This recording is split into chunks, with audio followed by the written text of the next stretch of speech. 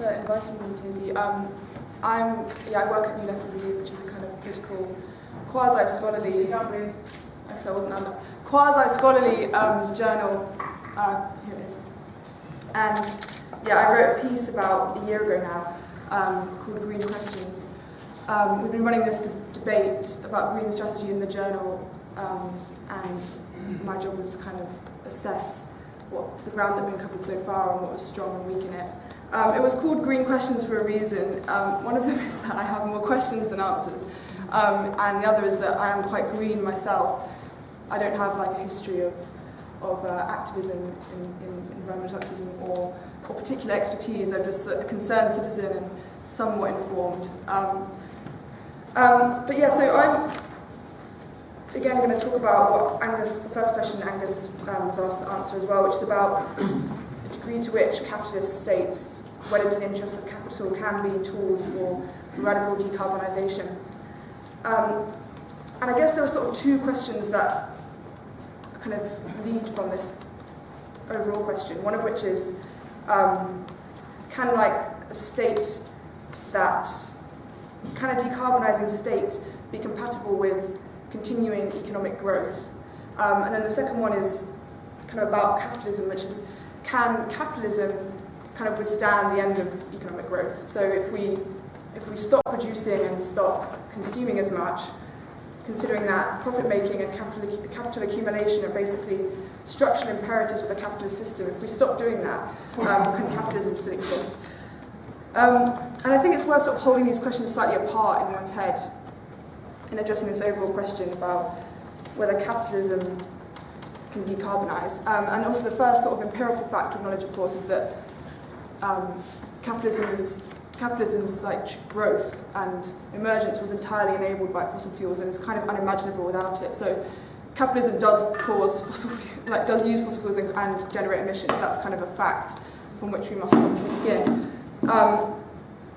And then there are sort of in this debate, there was kind of degrowthers who were saying, we can't keep using energy the way we do. It's not just a matter of switching our source of energy to renewables. We've got to actually just drastically change our lifestyles. It means eat less meat, fly less, and so on. And then there was the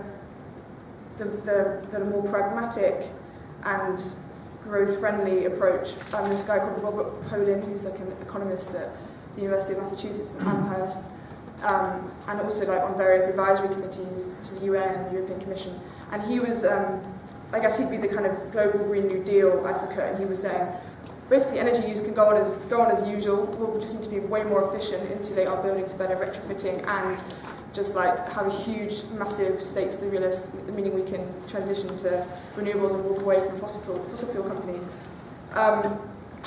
And so this is raises the interesting question about kind of what is political realism in this question. And this is interesting. Tazy was mentioning the very different targets that have been set, the kind of XR 2025, which seems rather close to be net zero, and then there's the kind of, Poland himself I think was halve emissions by 2030, and obviously Labour for the Green New Deal 2030 net zero. But that raises the question of whether pragmatism is really pragmatic and whether radicalism is really unrealistic in this kind of crisis. So does setting a target that is manifestly unmeetable at 2025, does that mean that we're likely to sort of do more than if we set a realistic target that we could meet? Because also one thing about the climate crisis is it's like obviously catastrophic, but it's not an all or nothing thing. Like it's not like we either stop, in a way often the solutions are phrased not as stopping the catastrophe or averting it, just mitigating it or stabilising the climate. And like there's a huge spectrum and scale of disaster, and things are already disastrous. So so I think in thinking about how radical we want to be, it's also worth keeping that in mind, that it's not all or nothing. But yeah, so in the growth question, I think the few things to think about with growth is so there's a kind of truism that GDP growth is like an electoral necessity. Like basically, what is good for General Motors is good for America. That's the kind of historic justification of capitalism, that private vices can turn to public benefits, and GDP is kind of a measure of that sort of transformation. So, like, politicians have to keep their economies growing. And I think there's a few things a few kind of immediate caveats about that. The first is that, in a certain way, like, our economy the global economy has not been growing that much, basically since the 70s. Like, the growth rates have been sort of anemic, and even China's slowing down now. So, like, the idea that we need to keep growing at the same pace and that we are is kind of no longer quite the kind of prerequisite, perhaps. I don't hear politicians promising it so much anymore. The second thing to think about is that, and this is kind of how I ended my piece actually, is that in a way, like, our economy is going to shrink because of climate change, no matter what. So in a way, it's a kind of question of if rather than, how and when, rather than if. It's a question of like how deliberate this shrinkage and how well managed and how equitable, not whether it happens. I think the US economy, a report came out sort of just on the back of the 2018 October UN climate report, where there was a US report saying that I think that the American economy is going to be basically 10% smaller by the end of the century as a result of like climate change. So, like, it's kind of, the growth question maybe in a sense isn't exactly a meaningful choice really. And the other thing to think about when people with growth, I think, is that GDP is an abstract measure and like doesn't, by like common belief, doesn't really tell us all that much. It's not a very meaningful statistic. Doesn't tell us anything about distribution or well-being. It's just like how big is the national economy. And so I think in order to unpack, because they're saying our politicians are attached to GDP, but actually I think consumers and voters are attached to GDP too. We want our economies to grow, and I think it's important to think about what the content of a demand for GDP is. And I think, like, in most cases, it's not just like we want to buy the latest Apple gadget. It's like we want to have rising living standards and like heated homes and like shelter and like decent jobs and stuff. So I think it's like the degrowthers can sometimes think that the people that are in favour of growth are just like irredeemable reformers and capitalists, and actually like it's kind of more complicated than that, I think. Which is again related to what you were saying about Macron and how any of these, like any environmental measure in the context of austerity, as we've seen from the Gilets Jaunes movement, is like bound to fail. So it's like in the context of like declining living standards, like no one's gonna, if people can't afford to like buy their diesel, like they're not gonna stand for it.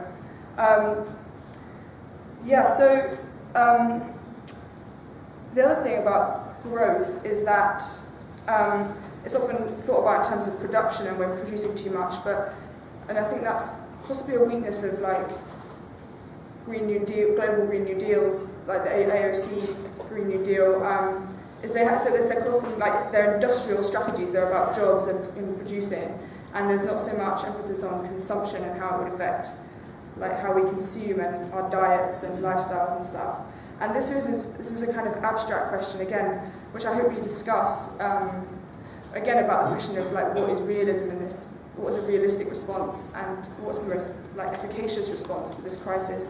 Is about the degree of individual sacrifice that any of these measures require. And I think Zita was saying in the previous talk about we need to take individual responsibility for climate change, which is obviously, like, I totally agree with. That said, I feel like there's a way in which, like,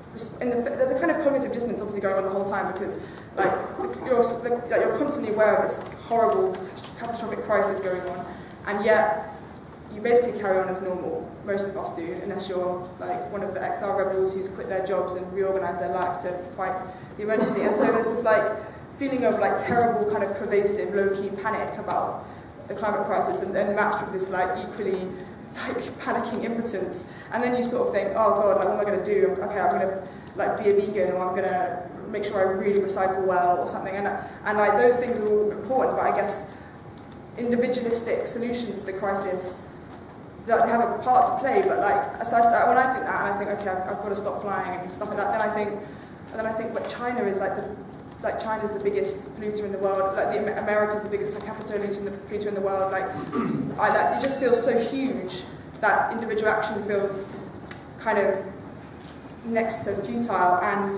also I think there's an important question about how we direct individual energies, like into collaborative, collective action, or into like within our household, like getting an electric car or something. I think that's an important question. Yeah, now I'm running out of time. So yeah, I think I'll just be interested to hear what everyone thinks about, because obviously we're all on the same page, broadly speaking, politically, I think. I mean, so we're clear that the climate crisis offers an opportunity to rethink like how we live and what is meaningful work, and these questions it's a time it's an opportunity to be anti-capitalist in a certain sense. But I think it's worth thinking about what's pragmatic, and not just, because I personally have felt in terms of the time frame, we've got 10 years basically, and so 2020 matters, like whether Warren, Bernie, Biden gets elected or Trump, and whether like Johnson or Corbyn gets elected, like that is like in the next decade, it's like crucial. So it's like I kind of feel like when you think about time frame, you have to think about I think pragmatism becomes like an essential consideration, and I'm just intrigued to see what everyone thinks about that, where they stand.